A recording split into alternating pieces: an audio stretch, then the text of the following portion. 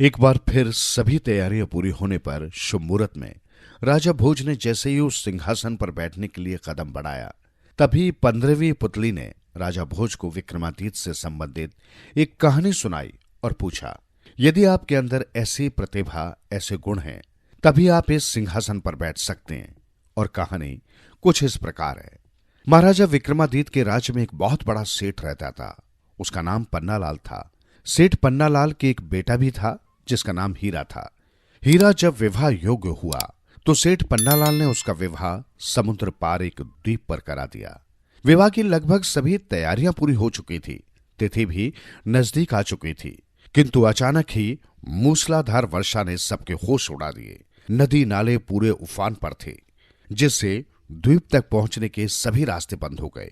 विवाह की तिथि रखते वक्त किसी ने भी ध्यान नहीं दिया था कि तिथि वर्षा काल में पड़ रही है, अन्यथा पहले या बाद की तिथि रखी जा सकती थी। समस्या की विकटता को समझते हुए पन्नालाल ने महाराजा के दरबार में उपस्थित होकर सहायता मांगने का निश्चय किया। पन्नालाल महाराज के दरबार में उपस्थित हुआ।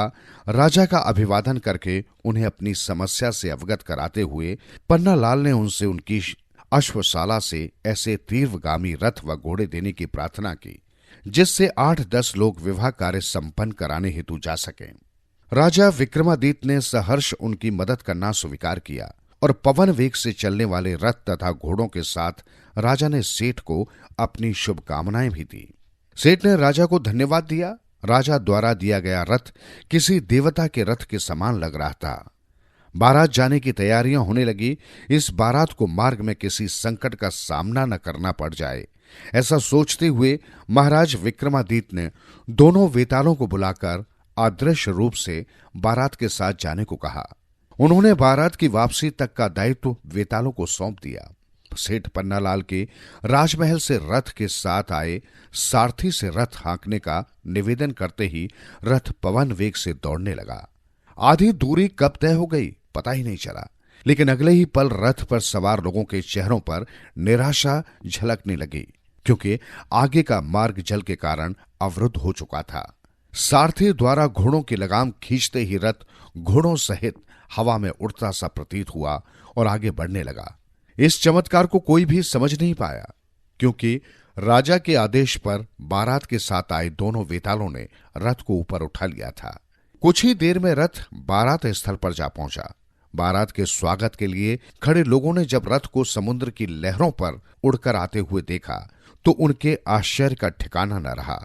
विधि विधान से विवाह संस्कार संपन्न कराकर पन्नालाल वर वधू के साथ उज्जैन लौटा तो सबसे पहले महाराज विक्रमादित्य के दरबार में उपस्थित हुआ।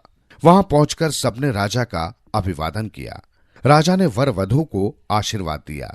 सेठ पन्नालाल ने मुक्त कंठ से घोड़ों की प्रशंसा की और बार बार राजा को धन्यवाद दिया तथा उनकी उदारता का गुणगान किया। सेठ पन्नालाल की विनम्रता और श्रद्धा भाव को देखकर राजा बहुत खुश हुए। पवन वेग से चलने वाला वो रथ और घोड़े राजा ने सेठ को उपहार स्वरूप दे दिए। उस रथ को पाकर पन्नालाल बहुत खुश हुआ और राजा की जय जयकार करते हुए अपने पुत्र व पुत्र वधू सहित हवेली लौट आया।